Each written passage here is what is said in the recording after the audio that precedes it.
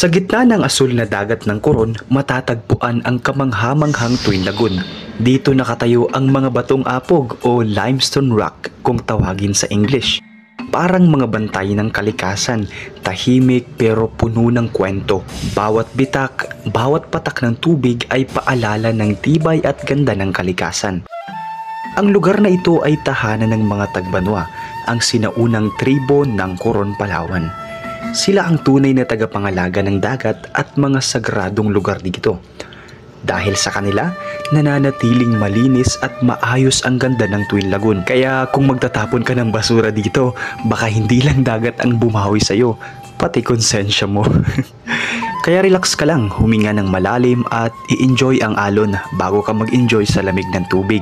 Sabi nga nila, sa likod ng katahimikan, naroon ang tunay na hiwaga ng Palawan.